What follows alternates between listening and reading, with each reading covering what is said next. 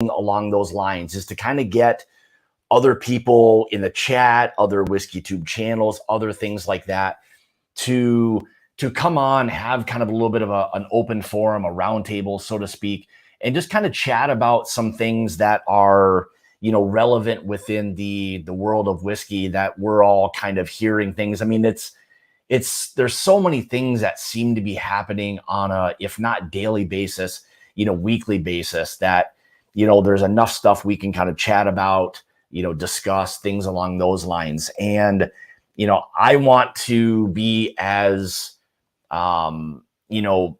communicative with you guys as you are in the chat. So I appreciate everybody being here. So I've got a few guests tonight that are going to kind of partake in my first little roundtable that we've got. And I think it'll be fun. I think we kind of chatted for a little bit before we went live. And I thought I'd kind of start with the idea of, online retailers, things along those lines. If it's ever going to gain enough traction that people really start to gravitate towards that, maybe even more so, or in addition to the just, regular, purchases through brick and mortar and all of that. I just wonder if it'll ever get to the point where, and hopefully soon, where people just naturally gravitate towards, if I can't find it here and I can go there online, then we'll kind of, pick up a bottle or two or whatever it may be there. So anyway, with that being said, let me say hi to a couple of people, then I'll bring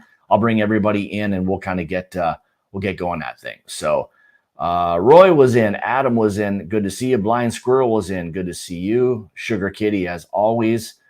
What else we got? Marty, Whiskey Nose, good to see you, brother. Brandon W.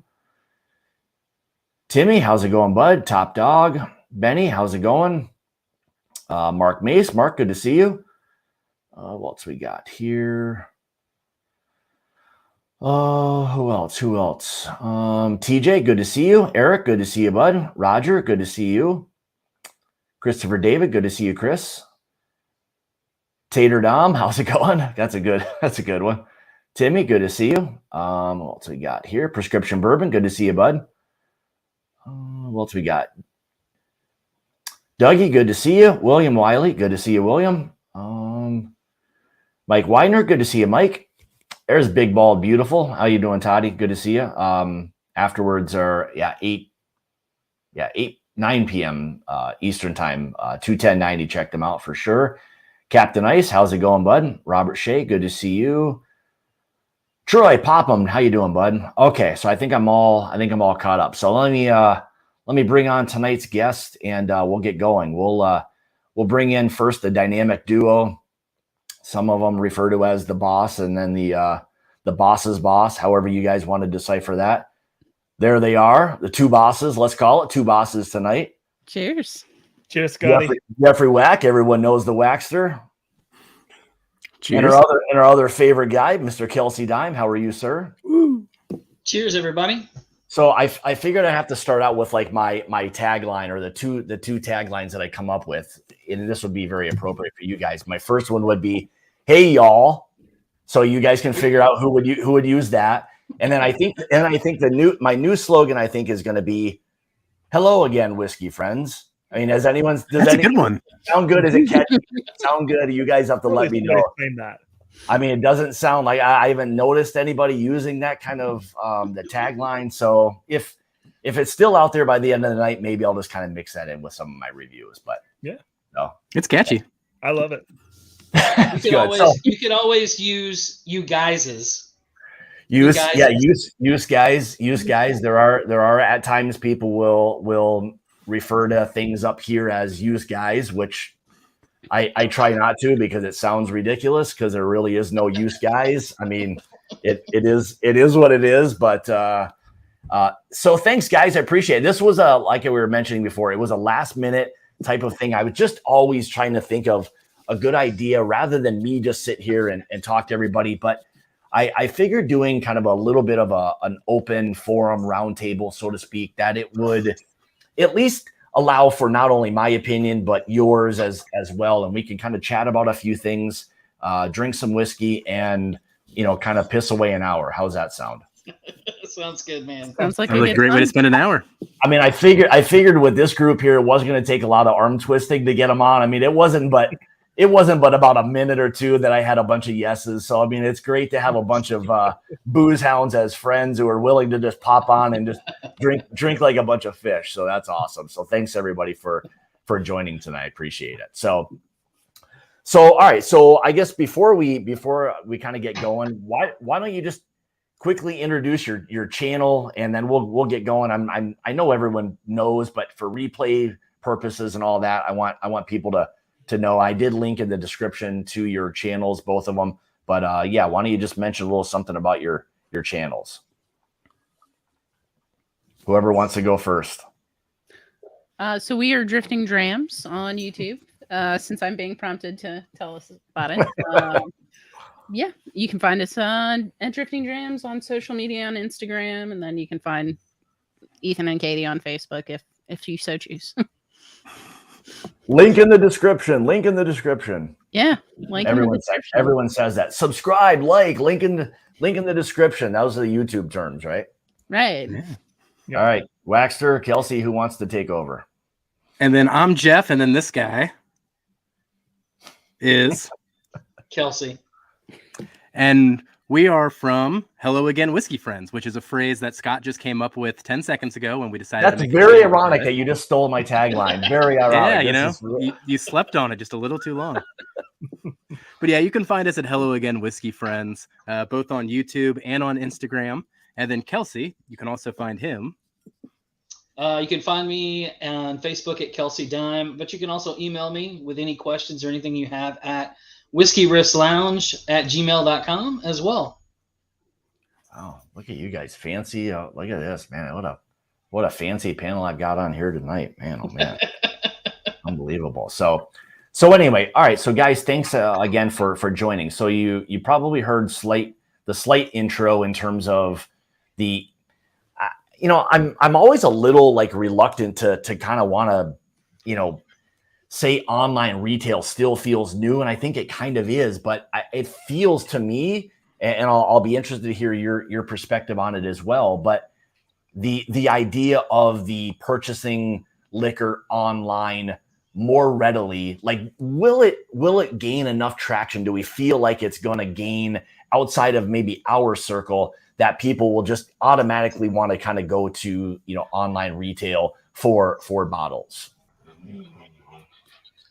So this is actually was on my list too, but I had it as a different topic because I think the holdup, it's really two things. So one, it's comfort, right? It's a little bit strange because glass is so breakable, but I think the bigger thing is shipping. Shipping is so weird for alcohol, and it has been for so long, and it started to get better, and then it's like they did a 180 and it got worse all of a sudden. Yeah. So until you can go to a regular retinue of sites and get things shipped, I don't know that it's going to become commonplace, because you got to remember, shared pour doesn't ship to me, but Keg and Bottle does, and Bourbon Outfitters doesn't, but this one has a workaround, and yada yada yada. You got to have a litany of things to know about who will ship to you and who won't, and how they'll do it. I think that's one of the big hurdles, personally. Yeah. I mean, for us personally, we have to get a P.O. box in Kentucky in order to get stuff shipped to us from not shared pour anymore. Shared pour used to not, but from Bourbon Outfitters and a couple other Seal Box.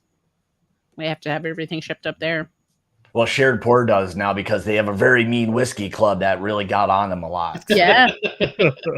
Well, no, it changed. I mean, that was great to be able to, because at first we could get stuff from Shared Pour, and then all of a sudden it was like, nope. Yeah.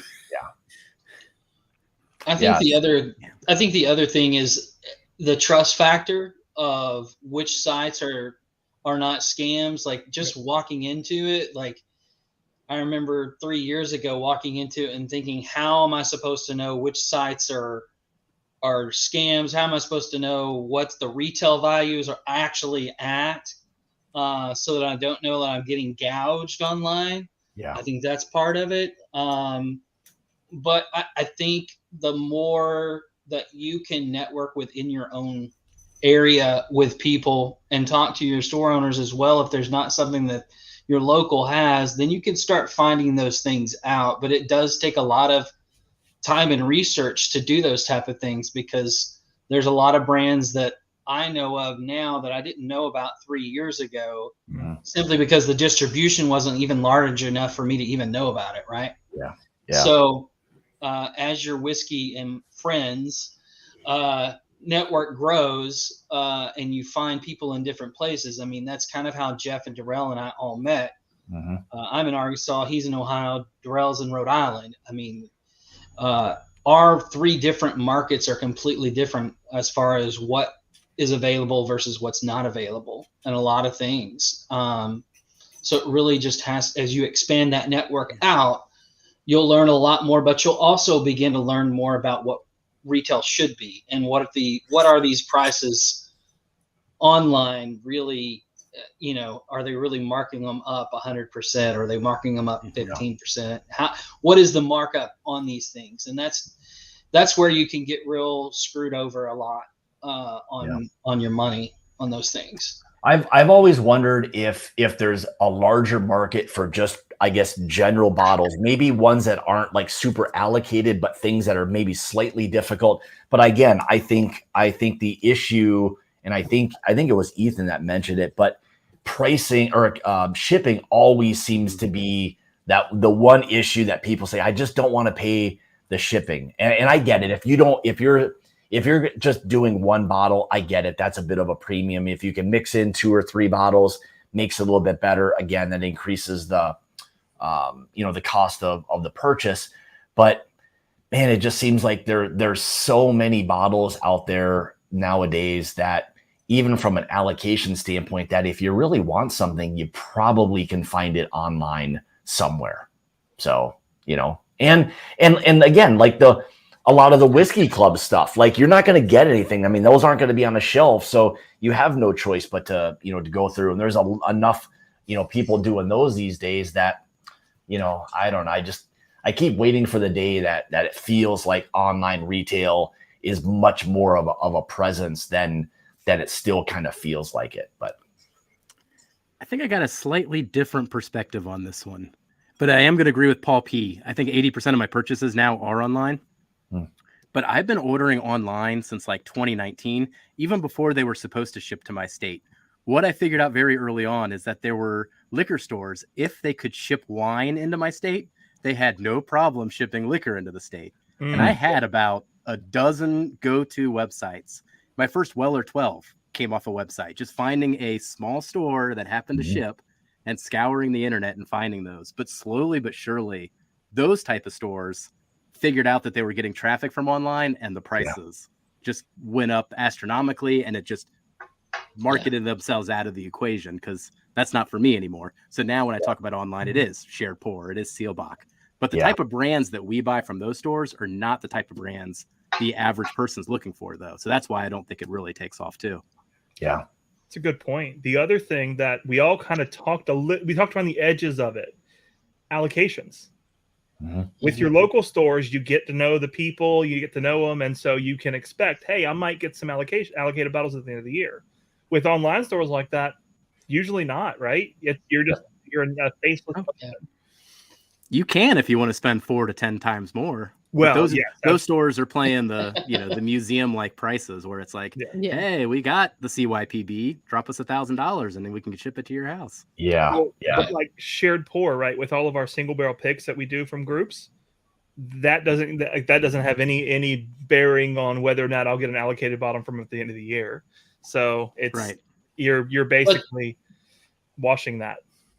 I was going to say though, but the other side of that is you're getting bottles that nobody else can get at the same time. Yep. So the balance between the two, and here's the thing, like for me, like I don't necessarily hunt that much anymore, simply because of 2 things. One, I'm too old and too lazy to go and stand in line and do that shit. But second is that there's incredible whiskey going on, like Mash and Journey Whiskey Club, where you're going to get absolutely great whiskey at a reasonable price. that is going to be unique, that's going to be have a wide varied amount of samples and wide varied people that it can reach and palates it can reach.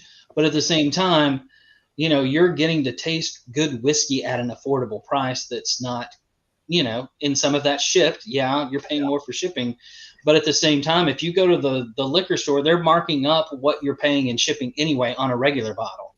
Yeah. So Yeah. really, are you gaining that much more by, you know, not Yeah, doing it online? And I tend to agree. Like, I mean, and not just because, you know, I'm part of a whiskey club, but I think it offers, you know, I think it offers such a unique experience, especially for, I guess I'll say a little partially what we do, where it feels like at times we get things that are maybe a little bit different than what some other groups get, where there's maybe a little more of the major type of things, maybe less of it, but more of that, where we can kind of do a few more, you know, different things that maybe a lot of people wouldn't necessarily do. I don't know if that's the case, but anyway, Kelsey, checks in the mail. I appreciate that. Yeah, no worries, man. So I mean, I agree with Kelsey on that. You know, y'all are picking barrels that are phenomenal. Some of them short, of course. It's a joke, right? Yeah. But you're also not afraid to turn down the wrong barrel to get the premium whiskey for your club. Not all clubs do that. Yeah. Some will take just any barrel that's thrown at them because they know they could sell through it. It doesn't necessarily matter quality of the actual whiskey. It's good, they could say, but I feel like with you and Jason, it has to be great. Yeah, I mean, again, you know, when you're tasting, you know, maybe 3 or 4 barrels, I mean, obviously in person is the best, but you know, I appreciate that. I mean, we try. I mean, there's not many things that I would say I'd want to put a sticker or my name on that I wouldn't enjoy drinking myself. So I mean, it starts really there. Now, you know, to us that's important, but again, it's just as important if you're tasting through samples, and we've done it several times where it just this is just not something that we're gonna do, you know. So anyway, all right, let's oh, sorry, go ahead. Oh, one more point here. I think this is interesting because it's the bottle that's on your bar right now, Scott. I did a double take on the Blue Note when that dropped, and I think this plays into the psychology of the online purchasing that goes into the shipping cost. Being a low price bottle actually works against doing online shipping because they're shipping based on weight, not based off of a percentage of the value. So when I saw that bottle drop, I was like, hey, $45. And then by the time I got to checkout, I was like, $70. What the heck? Yeah. So it's like I hesitated to pull the trigger, and then I lost out on that particular bottle because of that.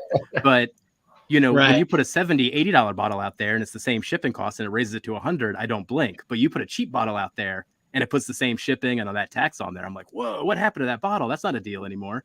So there's that's a very good point. I guess I never really thought about it because we always think about like, boy, a lot of what we do, you know, there's obviously some value to these things, and then at times you think, boy, is it so low that, again, like you mentioned, are people going to buy it because the shipping is in tax is as much almost as the bottle is. So I can totally see that point. That's a very good point. As much as we want to be able to offer up, you know, things that are affordable, I guess I never really totally thought about it that way, but that's a very good thing. So, all right, well, clearly duly noted. We'll just start sending out more expensive whiskey. That's clearly more expensive whiskey. I mean, that's clearly Jeffrey's idea is to just send out more expensive whiskey. So let me just mark this one down. Jeffrey Whack at this time on this date says more expensive whiskey.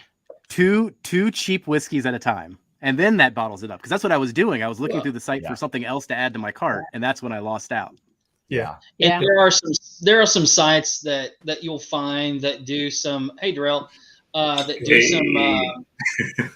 do some bundling that you can really save a lot of money on. I mean, one of them was at Sealbox. I'll plug their stuff. I don't get paid by them, but they had a bundling thing where you could get like a 3 of the OKI picks, where if you got all 3, it was like $42 a bottle. I mean, for a 6-year-old MGP, I mean, you're not going to find that around here. And even if you did pay shipping, it's still going to be the same amount of money that you would have paid for it in the store. at the regular price anyway. Plus, you're getting 3 bottles. Yeah. So I mean, I think that there's some caveats to that and how you can manage around that, like Jeff was saying. But just be aware that those pitfalls are there for sure. Yeah. Whenever that's a great point, Jeff. Yeah, a lot of times that's why we've been trying to, as much as we can. If you add another bottle, you get free shipping. Again, I know it's like the whole idea of like spending more to save more is kind of a weird analogy because you're literally just spending more. I mean, you're not really saving. You're not really saving more. I mean, I get that, but it's always weird to like want to push something to spend more to get I don't know, whatever it may be. But so look at this guy. What a jerk. This guy, cheers, Jay. It's not funny. No, don't encourage that guy. But all right. So I think clearly the hot topic I think that's popped up in the last day was I know Ethan and Katie kind of sent this to me, but the whole now becoming master distiller Elizabeth McCall, is she? I mean, to me, I think she's more than like what Jackie Zykan does. I think only because of what maybe a little more of what she does versus what Jackie did. But I'd love to kind of hear your thoughts on her now being, I think, technically the master distiller title. And then what was it? What is it? Chris Morris was now like emeritus or whatever it was. Emeritus. Whatever that is. So yeah. So I think that's active as of now, I believe, correct? Yes. Yeah. So understanding anyway.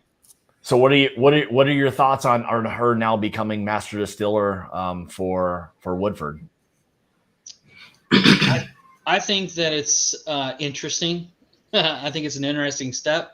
I also think that Woodford's probably looking to the future of their brand too, and the fact that they have Chris Morris, who's at a reasonable age, to basically help walk alongside of her as well. If she doesn't already have those tools, if she does, I don't know that for sure. But I can say that having him as that person who can still be there, guide that process as she's learning their brand, but also the processes in which they want to keep and maintain as far as the brand is concerned. I think it's going to be a good thing for consistency for that brand going forward for the future. But that would be the only thing that I would see why they did what they did, is to be able to keep consistency, but also say, hey, look, he's still here. He's going to have input into what's going on. He's going to have input on helping her shape and continue to move forward with what Brown-Forman Woodford wants to do with this. Yeah. I actually want to bring up, I guess, kind of maybe a counterpoint, or maybe it'll be the offensive edge of this. But let's look at this, right? Jackie Zykan left just bare months ago, right? Not far. They're very much trying to market to women right now, whiskey in general, right? Everybody's trying to figure out how to get into the new markets. Is this just a play to get another woman as the face of a Brown-Forman company? Yeah, it's a good. I mean, it's a good point. I mean, I see what you mean. I mean, that's a slippery slope to want to address. But I mean, I think there's something to that, and having a woman master distiller title and doing what she's doing for one of the biggest brands I'll say it in the world.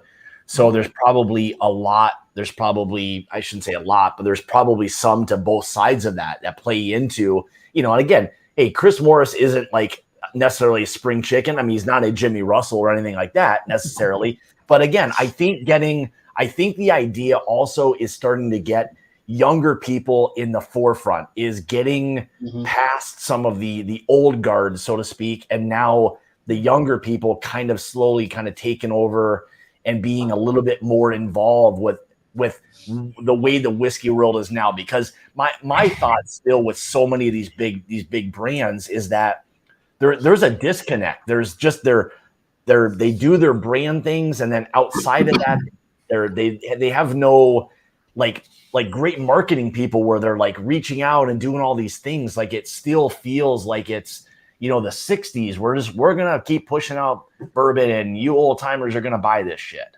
you know.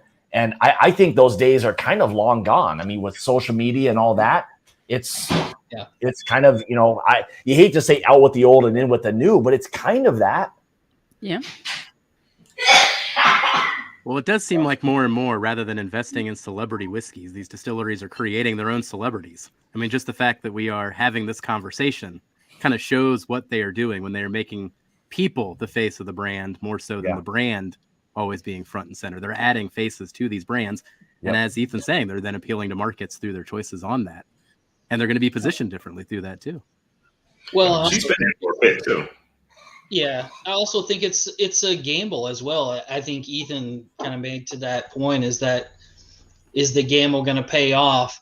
Are people going to buy into that as getting even a larger part of the market share in that market, right? Like, is that gamble, so to speak, if you want to call it that, of having a woman up front in the face of your brand going to actually help the brand or just keep the status quo, right? How far Jason made a good point. Like Woodford's not known for making a lot of change, right? And not known for pushing the limits or whatever else with their whiskey. But, you know, maybe this is a way that they're trying, like you said, to pay homage to where the change is coming, right? The market share is shifting, I feel like, in a lot of ways with whiskey right now. Yeah.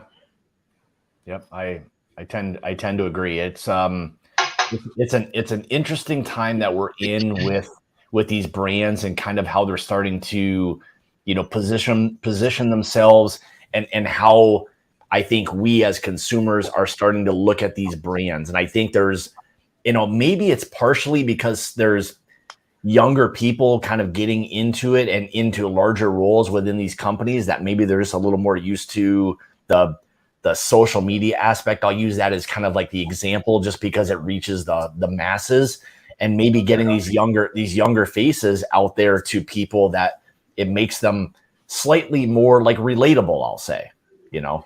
So, Yep.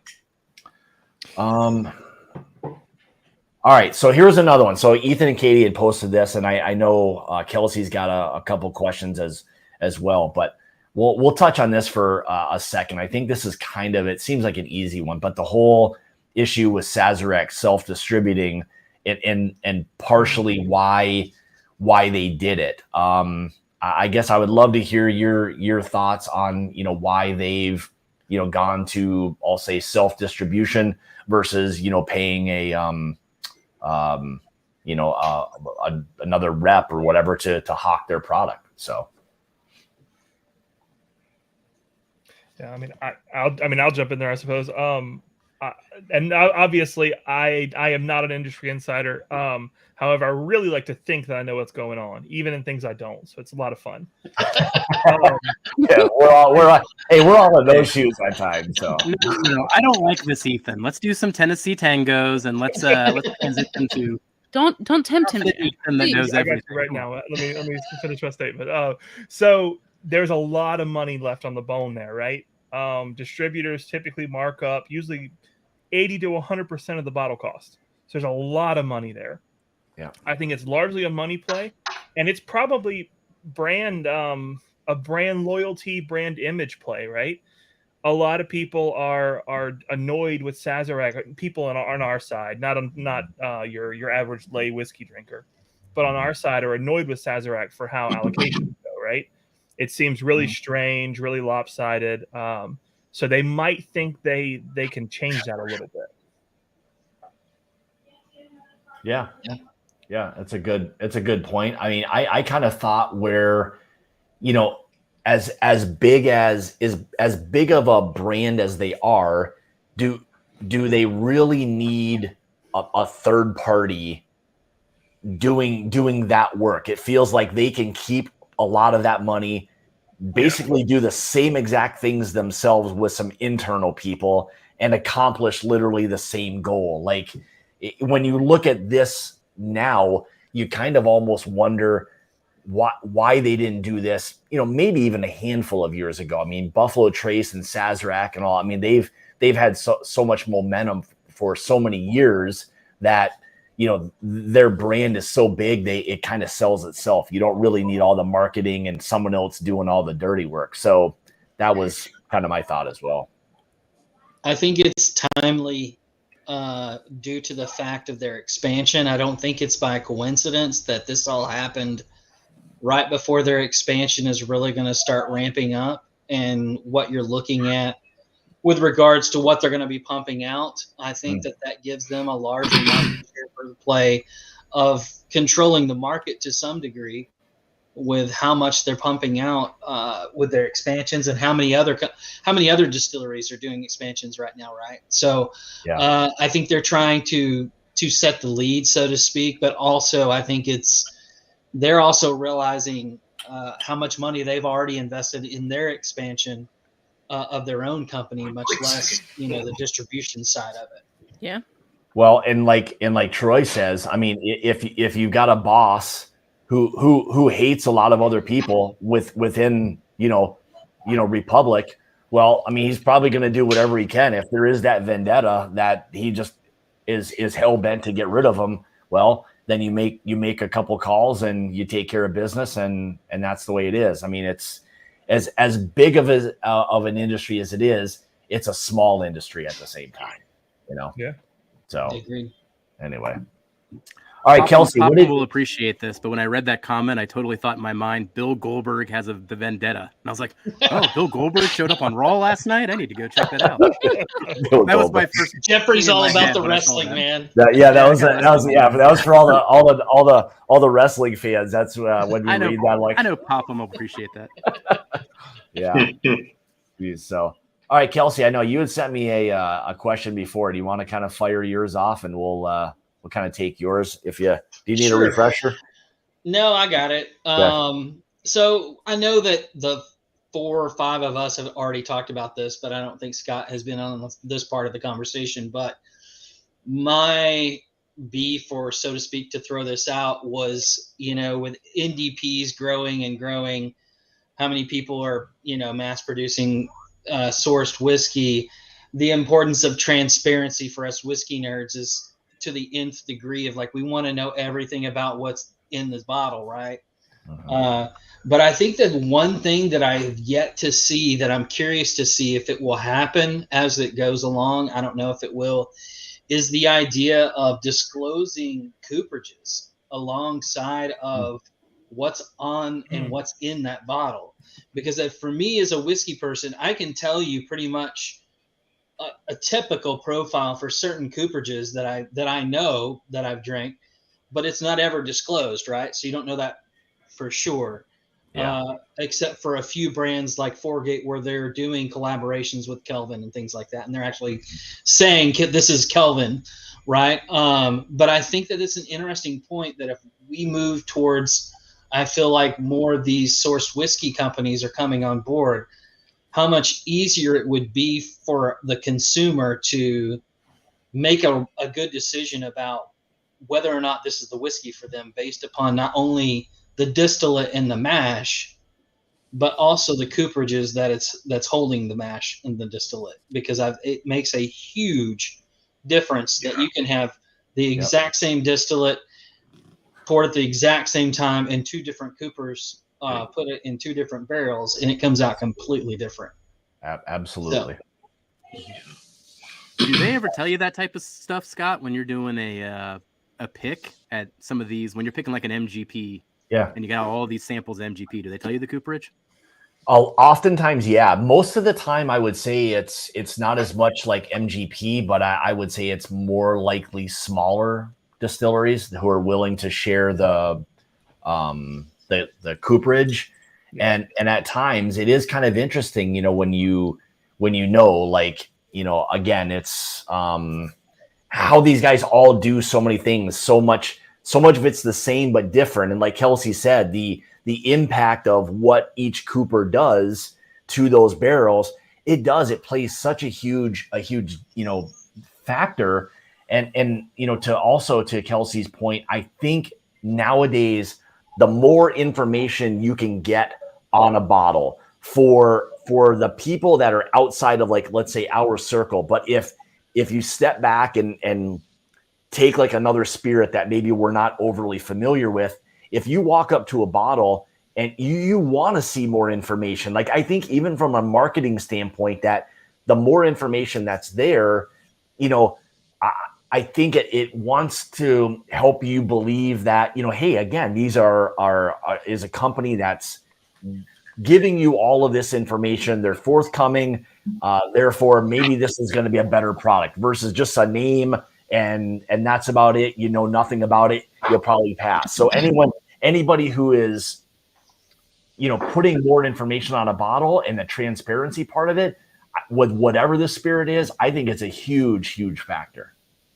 Well, the second part to this that Ethan alluded to is kind of the whole reason I posed this question, is because I think it's going to have to come with this, and how this has already been affecting it, is the barrel shortage and how that's going to impact NDPs and where they're getting barrels from and what they're disclosing on those bottles because of that. So that's kind of the second part of, one of the things that I brought up to Scott was, what are your guys' thoughts about how that's going to impact the barrel shortage, or how barrel shortage is impacting that as well? Is Durell frozen again tonight? By the way, anybody, is his screen frozen? No. This is the quietest I've heard him ever. No, it's the quietest my house has been too. It's kind of crazy. I should be. But you probably just enjoyed the peace and quiet. So no, but I did want to touch prior to Kelsey bringing up the second point of that. Kind of like devil's advocate, right? From a business standpoint, right? If I'm a big distillery, I may not want to disclose some information, right? Because you got to think of it this way, and this is maybe why a lot of places haven't really put mash bills and cooperages on there. You put out one bad product, right, or even your main product, and you disclose this, it may sway people the opposite way of maybe grabbing another bottle. But the unknown is always the unknown, right? Like, oh, I want to try it because I haven't tried it. But if you know that it's a specific cooperage that you got notes on that you didn't like prior, maybe you're not gonna purchase this bottle. But if they keep it, on the wraps like most companies do, I think more people are inclined to purchase it, being that they don't know. The unknown, like I said, the unknown's always the unknown versus from a consumer, I would love to know everything about it. You know what I mean? But you can kind of play it both ways. They're probably like, people are buying it without it. What if they don't like it and we put this and maybe we don't get, I think it all comes down to money. And I think that's a big reason why you're not seeing a lot of these companies doing it. Or To your point, Durell, and then to tie it to that second question, that's the reason the barrel shortage would be the reason I wouldn't want you to know where I'm getting my barrels from, because I might be getting it from everywhere. I'm going to get it from the Family Dollar here if I can. I don't want you to know that. Yeah. I was going to say, at least have the option. One time. I'm sorry. Go ahead. Oh, you're good. I was just saying, or at least have the option to know, right? Like if you, for instance, like when we go over to Nashville to taste at NBC, it's nice to hear like, hey, this was done in Kelvin barrels, or this was, Independent Stave. Just having that information available if you like it might be kind of cool too. But in reverse too, have it if you don't like it. But to your point, I agree with Durell. Yeah, well, it's hard. I kind of see it. There's a lot of factors here, of course, right? But with what you're saying, Durell, I agree. I see it as a con as well, because we're not the average whiskey drinkers. Let's remember that, right? It's really hard for me to remember that sometimes, but we're not. If you walk in the liquor store and you walk to the whiskey section, you are bombarded. You've got 150 bottles or more, depending on how big your store is, right? There's so much. And it's like if you're doing interviews or something and you see a resume that's full of text, like it's a page full of text, it immediately overwhelms you. It's the same with a label. So if somebody is packing too much information on that label and there's too much information, then it very much works in the opposite direction of what they're intending. So it's a fine line to walk. My like resolve to that would be, you know what it is? Really simple. Hit the label with a QR code. People have gotten so used to using QR codes. My wife will be like, God damn it, he's going to talk about QR codes again. I swear to God, it is one of the best things, and I still think it's a slightly underutilized. You can pack much information with one of those and allow for, like we're all talking about now, having everything on a bottle. You don't need it all in a bottle. You can scan a stupid little code. It'll give you every bit of information you want. And you can, and they, as the manufacturer, distributor, whatever, can share whatever it is that they like. And it's instant. You can be at a liquor store, you can boom, hit it, and you've got every bit of information you possibly can have right at your fingertips. So Compass Box is the king of that. They have their new I'll call it their budget blends they put out. I had one the other day. I was really liking it. I was like, I wonder if they have more information about this. So I start looking around, and it wasn't a QR code, but it was a website. So I pulled up the website, and they had a PDF that almost looked like a flavor wheel, but it was percentages and where the barrels came from. I love it. But it also doesn't make that label overwhelming for your average whiskey drinker, because let's be real, like that's a $40 bottle. That's who they're pointing that at. That's who they want to grab it. Somebody who is going to grab a Dewar's 18 or something, right? Like they want the average person to do it. Yeah. Yeah. I just think with so many things nowadays that we've all gotten, through COVID and all that, we've gotten so used to scanning them that just about everyone knows how to use them, and it's such a wealth of information in a small little package, so to speak. So, well, I think also you're going to run into that this bourbon bubble is going to burst at some point. So it'll be interesting to see what stays on the labels, what goes away. I know we've already had some that have taken age statements off bottles and then put them back on. It'll be interesting to see what actually sticks around on some of this marketing. When some of these labels go defunct from, all of the stuff that's going on with everybody trying to get into bourbon, or, it's the popular spirit right now. Right. Yeah. So at some point it's going to burst and people will stop, chasing it as much, but it'll be interesting to see what actually stays versus what leaves. Well, and I wonder if based on like market analysis, if these big brands who are spending so much money on new rick houses, new whiskey experiences, what their projections are telling them that, we've all said this now for so long that like, man, this thing seems like it's going to burst. And maybe it's partially wishful thinking that will allow us to get more better whiskey. It's maybe that part of it as well. But man, it just seems like from early on that's been talked about in probably really the last few years. And man, it just seems to just keep getting ramped up more and more. I mean, there's more players come into the game, more rick houses, more whiskey experiences, more everything, more brands. And, it's just, again, I know saturation can be the root of evil on something like that, but man, it just seems like an industry that at the end of the day, it feels like it's still just almost getting going. I don't know why, but so. No, I mean, what I feel, at least with my immediate circle, I feel like kind of the Facebook people have maybe aged out or gotten fatigued, and those groups aren't growing at the same size as they used to, where they were springing up like a hydra and popping up all over the place. But what I've seen more is actually more casual people when it comes to family members and friends that are just now entering the market and being like, oh, this whiskey thing's actually real. Mhm. And then they're sipping on it with me. Now, unfortunately, I keep giving them Mash and Journey bottles when they come over. And they're like, how do I buy this? And I'm like, you can't. Have fun. Enjoy. You can't. And he doesn't even share any other information. He's like, you just can't get these. Sorry about that. Private club, no entry.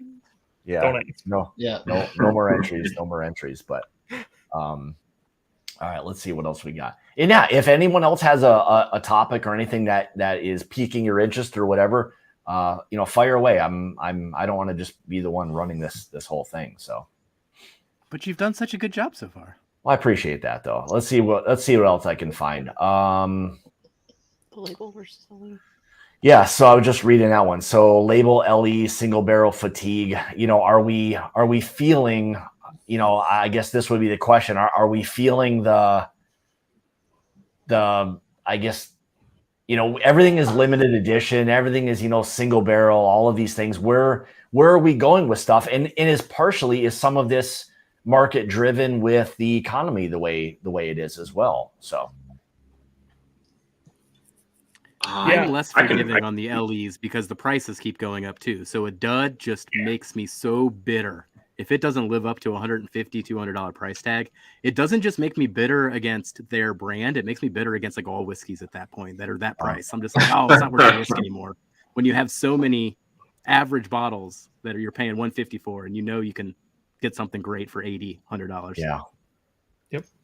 Yeah. I'm in with the single barrels, man. I don't want them to stop, because it's just that sweet variant, especially with like groups like you guys, you know what I mean? Just picking, hitter barrels, like you're never really going to get that out of just a standard release, So single barrels for me, like I said, I just hope they kind of stay around and everybody's just doing their picks, because you can have some bad ones. I don't think you guys really did bad ones. But just the variance of it, right? Just having it, and I like doing this. Like I'll get a single barrel of just say, just Elijah Craig, and put it up against the regular barrel, and it's still one of their single barrels. Granted, I guess they blend the batches slightly, so it's a little different. But just the variance between the two, even similar bottles that are like side by side, in barrels, right? Just the difference that you get from literally being a foot apart in a rick house. It's kind of crazy. Yep. Like the normal releases, they're always going to be there, but I do like some of the special releases. I just want them to hit, like you're saying, Jeff. Like, don't be a dud. If you're paying a premium for something, like you want it to be good. Single barrels for me, man. Totally I get those. Yeah, I would. I think. I guess not. I tend to agree. I guess I would say with that, from that standpoint too, is that with single barrels, there feels still like that. Exclusivity to something where it's, there's still only so many of them, and you're not going to just get it. And again, I think it has a lot to do with the people that are doing it and part of the picks and all of that, and that kind of it, I think, plays into it as well. But when you can be selective on something, I think it still makes it somewhat special. I really look forward to everyone that we do and get people involved. It's the fun process of that and being able to find something that's, I guess I'll say like, feels somewhat special. So that's kind of how I still look at it. Yeah, unless you pick barrel 6 and that is true. That is true. That is true. If you bring outliers physically with you on picks, and then literally the entire group picks something, and we got to go into a special meeting because there's one person that will go unnamed. Who was that the only one? Even though once we did the blind, he chose the one he didn't like more. So it's like, all right, thanks for coming over to our side. Thanks for coming to our side. He talks about that barrel all the time. That's the one that got away. Yeah. I might have been able to get a bottle of that. I couldn't even get one to donate. Sitting there at like 5 o'clock or whatever it was, 2 minutes in, I couldn't even get one myself.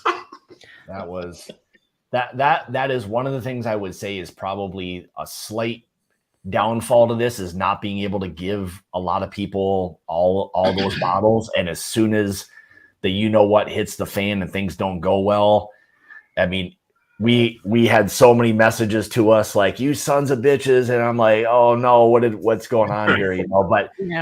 that's the downside, especially to the ones that are all of the highly, or you know, I shouldn't say highly allocated, but just the what we feel as a special bottle or something like that, Right. you know. So, but Dude, and there's been bottles that you put out put out that sack that I think were better. You know what I mean? So it's the name. Like that bottle's great, but you look at Spice Jam, the Houdinis, which nobody really knew about. Like I think both. Well, I don't know if Spice Jam beats Four. Actually, I think it did beat Spice Four Roses in our thing. It did beat Four Roses. did. You know, that for months. Four Roses got upset. Months. Yeah. So Houdini was available for more than a day. You know, that bottle's just silly.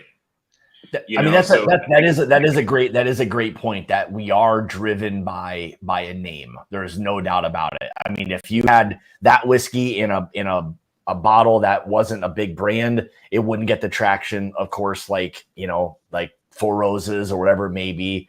And I get that. I get what, you know, the brands are that everyone wants, but you know, at the end of the day, that stuff's fun. And it's good. You know, you can, I mean, you never worry about selling them. That's not the issue. But, you know, like for us, like when we went to Cedar Ridge, we had no expectation of like what we were going to do. We had no idea.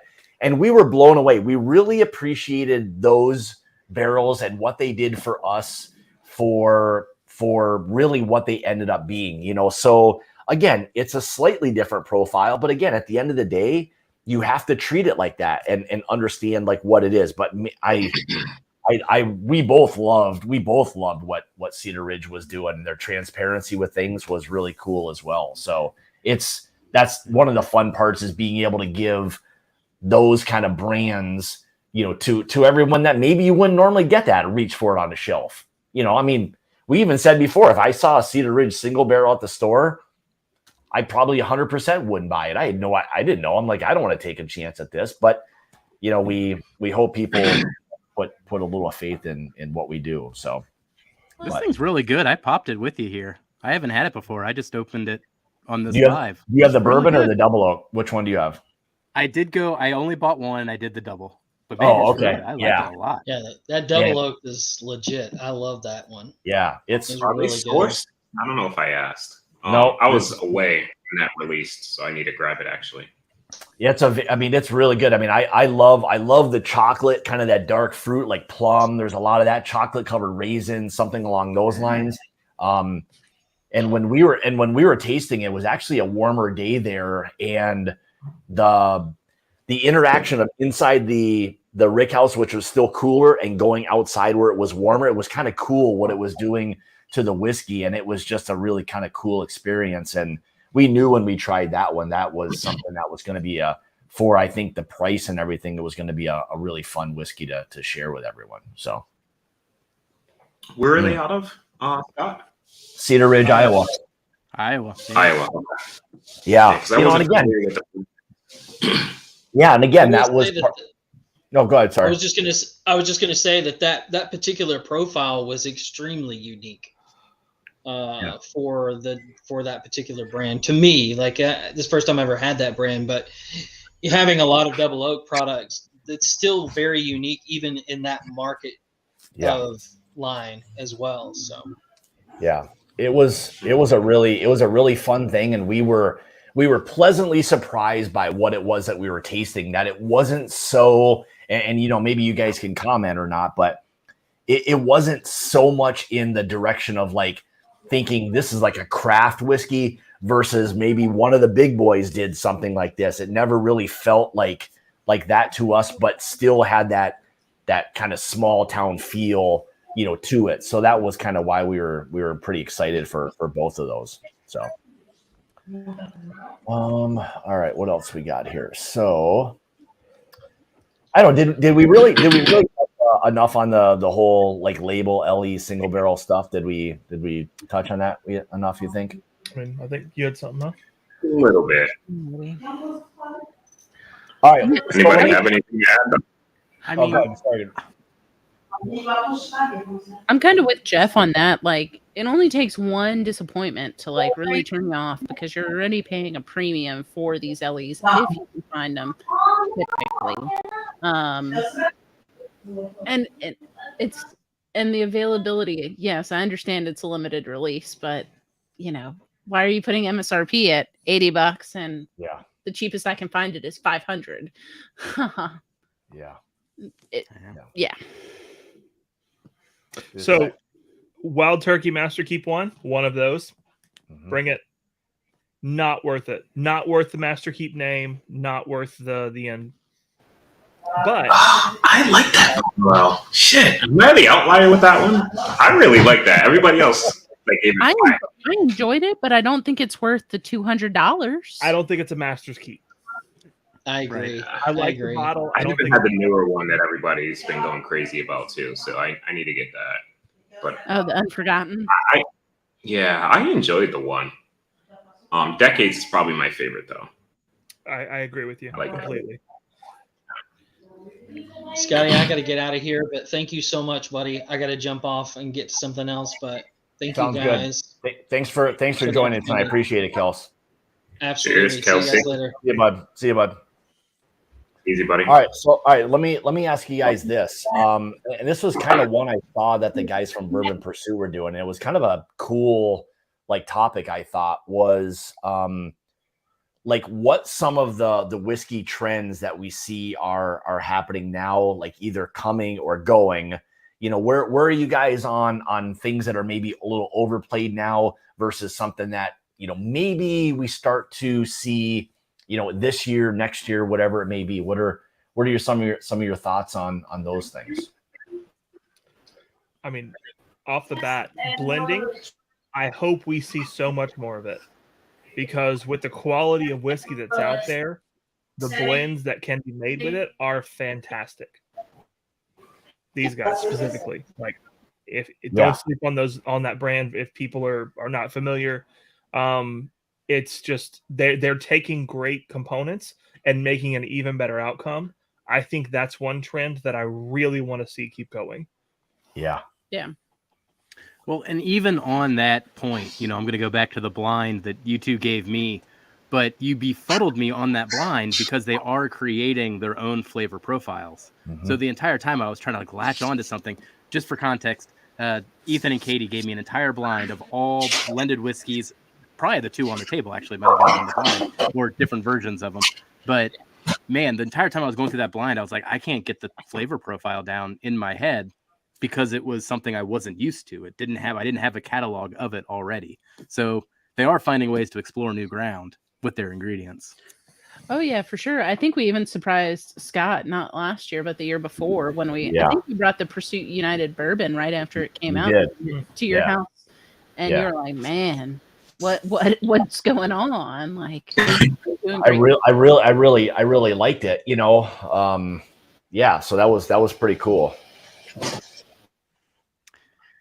So as much as I hate to say it, for a trend for me, man, everybody's finishing whiskeys these days. Now, I've really enjoyed exploring all the different iterations of MGP being finished, but there's probably eventually diminishing returns here as we continue to go on and explore all the different casts and learn which ones work, which ones don't work. But that's something that I see kind of like hitting a peak, especially considering that the general audiences aren't into finished whiskeys yet at all. So it has a limited audience to begin with. Yeah. Well, and I feel like with that point, like the general audience isn't going to spend like $70 to $80, which is what, young or younger, like Starlight, for instance, their finished whiskeys are in that $70 to $80 range. People aren't just going to buy it just on a whim. Yeah. Whiskey nerds will. But yeah, not the average person. Yeah. See, I'm a finish junkie. I'm like the opposite with that. I'm like, just bring them on. Like, I'll throw the bad ones away and just hold on to the good ones. But I want them to keep coming personally. Good ones, obviously. Like, I don't want to drink something that's crappy. Someone titled that Jeff sends. just shy. You love them. Those finish Love them whiskies. all. Yeah. Whenever I But describe more something line as of, interesting, just Durell everybody knows else to run away. Maybe Durell thought he was muted at the moment that he just threw Jeffrey under the bus. Maybe, I don't know. No, this is a weekly occurrence. It's fine. I made sure Weekly. I was muted. He just blew the horn. Womp womp. Well, But let no, me. Yeah, I just So I was gonna say, like, are there any particular finishes that you think are kind of overplayed at this point, and are there some that maybe you've slowly heard a little information about that you're maybe a little bit more excited about? oh God, I can't say I tried them all, but you're seeing a lot more double oaked now, which I'm not opposed to. Like, I'm not really opposed to any of the finishes besides like crazy weird ones. But you're seeing a lot more double oak now. People are diving into those, and you'll see the cognacs and rums, like they're kind of standard, right? You're not really seeing as many wine finishes, in my opinion. Yeah. You'll see a couple distilleries dive into like some cabs and ports, but they're not really branching out into, there's a lot more wines out there versus just those two. But yeah, I'm a sucker for more of the sweet. Like, you give me the cognacs, the rum finishes, those are where I like to be, because they just bring more of that sweet aspect, along with the double barrel too, because that can kind of get you there, sweet chocolate and all that good stuff. But yeah, I do like I like the finished. I guess I would say that's one of the reasons I think I like a lot of the double oak is that it still allows for that bourbon influence to be there without the finish necessarily taking over. I appreciate a good finished whiskey, but I do like at times a good double oak, just because it's just another barrel influence without there being the quote unquote, finish aspect to it. It's just more kind of bourbon-y type of notes. So I do appreciate when someone does a double oak and it's a really good one. So Jim, in chat, Jim said French overplayed French oak. So I thought that until some of the more recent French oak finishes that I've had. We had a Blue Note Lost Notice pick. That is, it restored my faith in French oak. It's so freaking good. But again, it's French oak and red wine, so that's true. It's a combination. But then, like, Pursuit United, it's American and toasted American and French oak, and it's really, really good. I mean, at the end of the day, you can probably only do so many things, Pursuit United, is it sourced? Like, I've heard of it. I got probably a couple bottles, but honestly don't know where their distillate comes from. So these guys, so they're bourbon. They're sourcing from Finger Lakes up in New York. They're sourcing from Bardstown, and they're sourcing from Tennessee Distilling Company out of Columbia, Tennessee. Not Dickel. Well, not Dickel. It's Tennessee Distilling Company. They can't say, but that's what it is. And Sagamore. And then on the rye side, it's Sagamore and Bardstown Bourbon Company. Okay. Yep. Yeah, I have a bottle somewhere. Yeah, it's really good. I mean, I think what Ryan's doing there as far as the blending of that and just the mingling of those, because I mean, geez, you don't really get, even though you've got, get some of the Finger Lake stuff. I mean, to blend that in with those other, the Tennessee, and then what was the other one? Kentucky, right? For which one? For the bourbon? Yeah. New York. So New York, Tennessee, and Kentucky. Yeah. No, this one's just Tennessee, Indiana, New York. Oh yeah, no Tennessee on that one then this time. No Kentucky on the okay. bourbon. All right. That's the rye. That's the bourbon. Wait, what? Yeah. Oh, so they changed. Yeah, I thought they said they had gone away from the Tennessee stuff. No. Yeah, it was kind of interesting. Kentucky and Maryland on the rye. Gotcha. So, like you were saying, Jeff, it's different, right? There is no box to put them in. But that's the beauty of blends, right? This blend is this blend. This blend is this blend. It's totally different than the next blend that might come. It's totally different than everything else. Their normal blend is Bardstown, Tennessee Distilling Company, and Finger Lakes. This apparently has MGP in place of the Bardstown. Now, this changes the subject slightly, but the one thing that I do worry about with the example that you literally just gave was right now they're taking their time with the blends to make them unique. But what we have seen is many brands that had very good initial blends that stood out, but then they started getting mass produced and 50 blends started coming out every other month and the wider distribution. And then the quality of those slowly becomes like, what's going on? Are they just blending anything? Are they actually taking their time with them? You know, but we've seen it play out a few times now. Yep. For them, they're actually laying down their own distillate at Bardstown. In large quantities. And in mass quantity. Like we heard them talk about like what their expansion over the next, I think, 3 or 4 years was, and it was just like double from what it is today. Yeah, they're going to be doubling each year for the next like 3 or 4 years. But hopefully with their own stuff that they're distilling that they have a hand in. But I'm going to tie it back even further, Jeff, since you already rewound a little bit. So that's part of the thing that I was kind of getting at with the whole question about label fatigue. Because these guys, they're a small company, and they now have 4 labels. And that's not even including if you look at the batch numbers. Then it's 6. There is so much, and it's good stuff, bad stuff, but there's so much to keep track of. It's a full-time job. Yeah.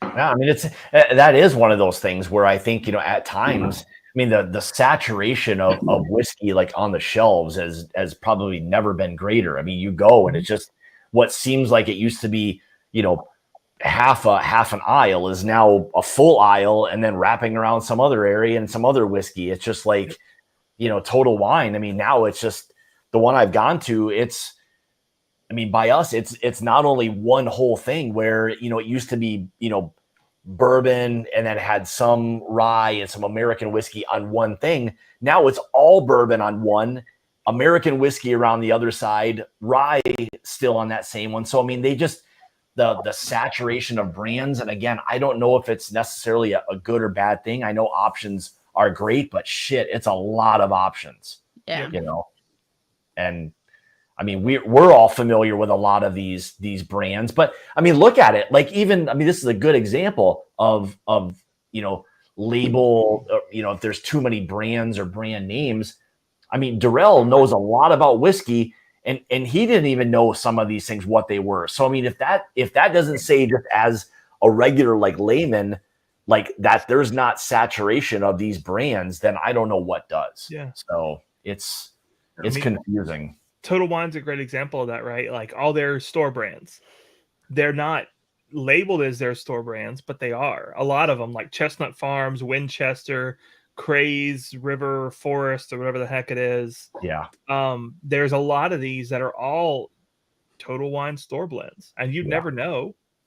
You'd never know. Oh, that's a good question, Benjamin. Yeah, Ben's asked us a couple of times. We should definitely answer this. I think 5. I think more than that, but it's probably more. Wait, are we talking about like Patreon groups? Or just like whiskey clubs in general? Whiskey communities. Let's say that. Oh man, that could be a lot. Equally vague, right? Yeah. Yeah, we have whiskey communities. Yeah, it's like what? I think 8. I think my answer is 8, where I've gotten single barrels in the last year from the groups actively. The answer is 8. I think ours would be 8 to 10. All right. I thought you guys were all going to start going to toes here in a second. Yeah. Let's see, 10. So, but one of them takes like 60% of my budget right, overall. So, you know. Yeah. I mean, it's communities, Durell. It's a great community. Gotcha. I mean, for everybody that we see, you know, weekly, daily, whatever it may be. I mean, it's a pretty awesome community, and the support and all these things that all of us get, you know, with channels and everything that we do. And it's an awful lot of fun, and it's a lot of work. It's a lot of work to do all these things. But at the end of the day, it's still rewarding and fun to be able to communicate and have relationships and do all those things with everybody. So, all right. Anyone got before we kind of head over to 21090? I know they're going. I know the junkies are going. I think there's not like a night that no one's just inundated with like live streams. It's just like live stream universe at this point. So there should just be like a live stream network where it's just like Roku. You just pick a live stream you want to join. You just scan through everything. Just, slide your little thing left, right, up and down, and pick a live stream. Pick a live stream. So I think Grease is already working on that. So yeah, I know he's got something going. I know that that'll be very interesting to see what that whole thing is. So, but before we wrap her up, anybody got anything else they want to throw in there tonight, or anything we missed on at all? No, we really appreciate you having us on, Scott. Yeah.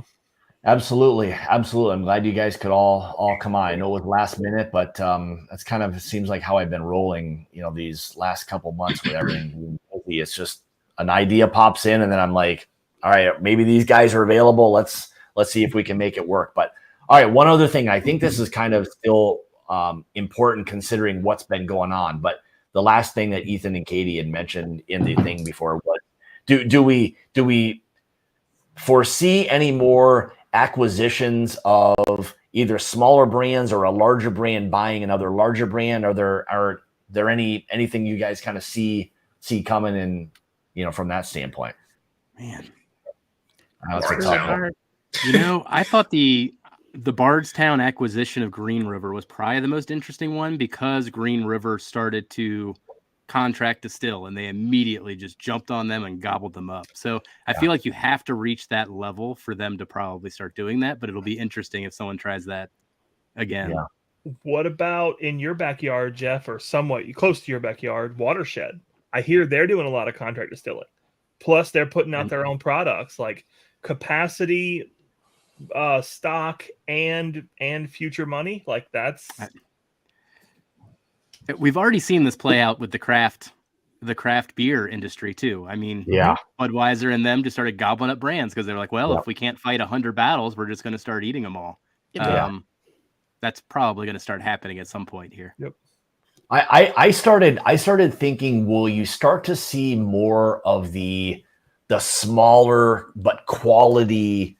I don't want to even say craft, but those types of things, will you start to see more of those kind of brands, like a Fourgate or Barrel King, with some of the traction that a lot of these brands have now? Will you start to see some of these other larger brands say, well, geez, these guys have a lot of traction, we can probably honestly go in there and buy them for a fraction of what they're maybe worth, and now add another kind of boutique-y kind of brand to the portfolio?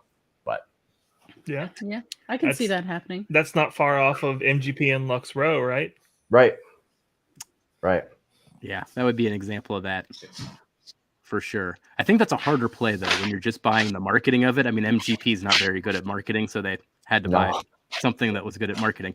But I feel like the assets, the laid down barrels, that's the thing you cannot catch up with. Right. You have to buy those if you want to accelerate things a couple of years. You have to buy barrels that are laid down. Have been sitting there for a while. That's why one of the things, and to that point, and then we'll wrap it up, but that's a very good point from the standpoint of, if you're buying one of these smaller companies who may have some older stock sitting around, or a fair amount of good whiskey, now it's even more, exclusive or enticing for that brand to kind of swoop in, grab these guys and still continue, or allow them to produce that under that label, but under that umbrella. So anyway. All right, guys. Well, thanks for joining tonight. This is going to be funny. My wife did the old school. Look at this. This is literally, this is literally, here's Julie. She said this was the only way she felt it was fair, was to just do the old ass school way of just throwing a name in the thing. And this is how little we are on technology in the old Page household, is that we have defaulted to names in a hat at this point. All of Canada's like that, right? Yes, there is a lot of Canada, but it's still, we're still slightly south of Canada, a little bit, but we're colder than hell. But yes, this is probably, I bet Canadians would do it this way. I mean, considering my wife is Canadian, so yeah, it's even more likely that Canadians are doing some goofy shit like this. So, all right, so Julie is doing well. she's doing very well. I suckered her into this, and I said, "How are you going to come up with like who to pick?" And I said, "Just do it real simple." She's like, "What if I just put names in a hat?" I'm like, "I think you're serious, aren't you?" So, all right, I can't see, so we're going to go old school method rather than asking Siri or Google or any of those places to do something. So Jason has it right though. What's Canada that? would be a hat full of hockey pucks. That's true. A real big hat. Hat ball. This freaking guy. I thought for sure maybe he would just be like passed out or doing some editing, but he's still just in here trolling is what he's doing now. So okay, so all right, we have tonight's winner, and that is Mike Widener. Congrats, Nice. Mike. Congrats, Mike. So you are the winners. Just send me a message. Let me see if I can find it. You probably already have it anyway. You can find me. Let me see if I have. There it is. Jason can multitask apparently. He can multitask. Yeah. He probably is doing some shit like that. But yeah, Mike, just shoot me an email. Give me your contact info. I'll make sure to get the bottle out probably by the weekend for you. So, all right, guys, thanks again for joining tonight. I greatly appreciate your time, and that was a lot of fun. And I'm hoping I can do more of these, maybe like once a month, and get other people on as well. But it's nice to be able to talk about some different, kind of categories within the whiskey industry and just touch on a few things and get everyone's perspective. I mean, that's really what it's all about. So before we leave, mention one more time your channels, where everybody can find you, and we'll head on over to 21090. All right. Okay, so I guess it's us. Hey y'all, we're drinking Drams. Ethan and Katie Turk, we appreciate you letting us be on, Scott. This is a blast. We love it. We love being nerdy and talking about the community because this is what it's all about. Absolutely. Cheers. Oh yeah. Now I got to get a quick plug in, Scott. It'll take 30 seconds here. But tomorrow night we are going live 8 p.m. EST at Hello Again Whiskey Friends. We will have Durell, Eagles fan, versus Dara, the average drinker, Chiefs fan, in the first ever Whiskey Friends Super Bowl, which I have to go finish all the questions of once I'm done with this. You definitely don't want to miss it. They put on tune in for that game. There. That'll be a fun one. That'll be a really fun one. Go Eagles. Yeah. I think the game will work. It might blow up on my face, but I'm pretty sure it'll work. That's awesome. That'll be a fun one. So, all right, guys, thanks again for everything. Greatly appreciate it. Everybody in the chat, thanks for participating tonight. Mike, send me your info. I'll get the bottle out to you by the weekend. And let's see. Let me think if I can come up with a different. I know Jeffrey took my slogan before. He kind of ripped me back off. So let's just go with remember, it's about the journey and not the destination. Guys, thanks again for joining tonight. We'll see everybody next Tuesday. Cheers, guys. Cheers, all. Cheers, y'all. Cheers.